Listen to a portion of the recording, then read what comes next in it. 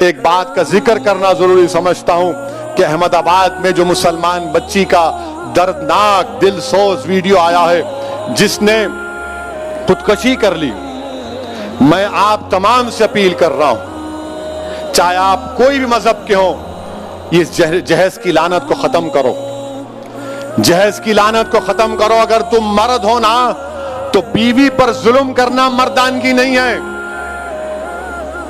بیوی کو مارنا مردانگی نہیں ہے، بیوی سے پیسوں کا مطالبہ کرنا مردانگی نہیں ہے۔ تم مرد کہلانے کے بھی لائق نہیں ہوگا اگر تم ایسی حرکت کرو گے۔ وہ معصوم بچی پر ظلم کیا گیا، وہ تنگ آ گئی جہیز کی لعنت کی، جہیز کا مطالبے پر، اس آدمی کے مارنے اور پیٹنے پر، اور اس نے اتنا بڑا اقدام کر لیا۔ شرم آنی چاہیے ان گھر والوں کو جنہوں نے ہماری اس بیٹی کو مجبور کیا۔ میں تو اللہ سے دعا کروں گے اللہ تم کو غارت کرے، تم لوگوں کو۔ ہر باپ کی تکلیف تم نہیں سمجھ سکتے۔ اگر کوئی باپ خبر میں جاتا ہے، میں کئی ایسے لوگوں کو جانتا ہوں جو زندگی کی آخری سانسیں لیتے ہیں اور اپنا ہاتھ پکڑ کر دھیمی سی آواز میں کہتے ہیں اسد صاحب بچی کی شادی ہے، انتظام کرا دو، مرنے سے پہلے کچھ ہو جائے۔ کیا ہو رہا ہے ان لوگوں کو؟ کتنے عورتوں کو تم مارو گے؟ کیسے تم مرد ہو جو بچیوں کو مار رہے ہو، ان کی جانیں لے رہے ہو؟ کیا تم میں انسانیت مر چکی ہے؟ اور ایسے کتنے لوگ ہیں جو اپنی بیویوں پر ظلم کرتے ہیں، تھپڑ مارتے ہیں، جہیز کا مطالبہ کرتے ہیں، حاملہ بیویوں کو ڈھکیلتے ہیں اور باہر نکل کر اپنے آپ کو بڑا فرشتہ کہلاتے ہیں۔ ارے یاد رکھو تم دنیا کو دھوکہ دے سکتے ہو مگر اللہ کو نہیں دیکھ سکتے۔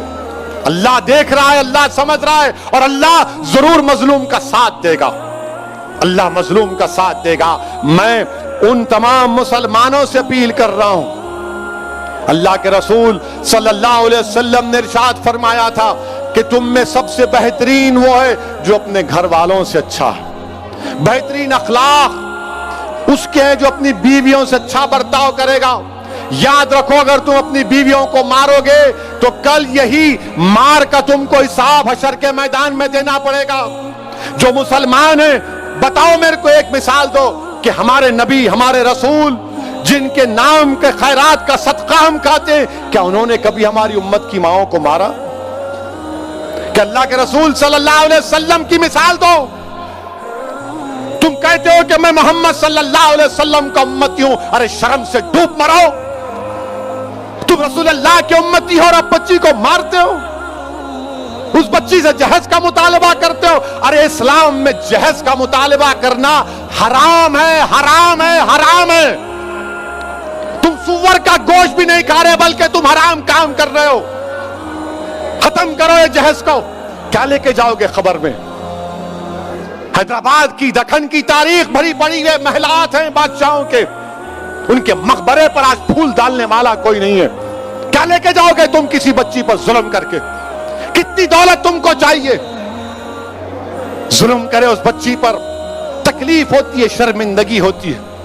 سوچو اس بات کو، ختم کرو ان برائیوں کو اپنے معاشرے سے۔ بچیاں اللہ کے رسول صلی اللہ علیہ وسلم مسلمانوں کے لیے کہہ رہا ہوں بلکہ دنیا کو بتا رہا ہوں کہ ہمارے رسول صلی اللہ علیہ وسلم جب اپنے بیٹی سے ملنے جاتے، شہزادی جنت سے، یا وہ آتی، اللہ کے رسول صلی اللہ علیہ وسلم اپنی صاحبزادی کے لیے کھڑے ہو جاتے، بیٹی کے لیے کھڑے ہو جاتے تھے، حضرت فاطمہ کے لیے پیشانی پر بوسہ دیتے اپنی بیٹی کو۔ اور تم کیا کر رہے ہو؟ میرے عزیز دوستو اور بزرگوں، یہ مجلس کے ذمہ داروں کا جلسہ ہے۔ ہماری بھی کوشش ہونی چاہیے کہ پہلے اگر ہمارے گھر میں ایسا ہو رہا ہے اس کا خاتمہ کرو، ہمارے محلے میں ہو رہا ہے سمجھاؤ ان لوگوں کو۔ اور میں ہماری بیٹیوں سے کہوں گا کہ ڈرنا نہیں، تم ہرگز اپنی جان نہیں لینا، تم کبھی اپنی جان نہیں لینا، کبھی نہیں لینا تم اپنی جان۔ تم زندہ رہو، ہم تمہارے ساتھ ہیں، تمہاری جان کی قیمت ہے میری بیٹیوں۔ اگر تمہارا باپ تکلیف میں ہے تو ہم بھی تکلیف میں، مگر کبھی اپنی جان مت لو۔ چھوڑو، لات مارو اس گدھے کو، اس ظالم کو جو تم کو مارتا ہے، تم سے جہیز کا مطالبہ کرتا ہے۔ تمہاری زندگی بہت بڑی ہے، لات مارو اس کو، قانون کو استعمال کرو۔ मत गुजारो ऐसे जालिमों के साथ जिंदगी।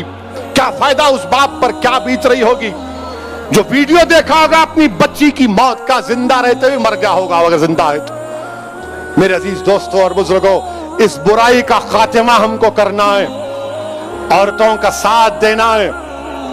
औरतों को हकीर मत समझो, औरतों का साथ दो, औरतों का साथ दो। इनको हमको माशरे में आगे बढ़ाना है। यकीनन जो हिजाब पहनते हैं कोई रोकता नहीं है, बुर्का हिजाब उनकी तरक्की की नहीं रोक सकता। कल नासिक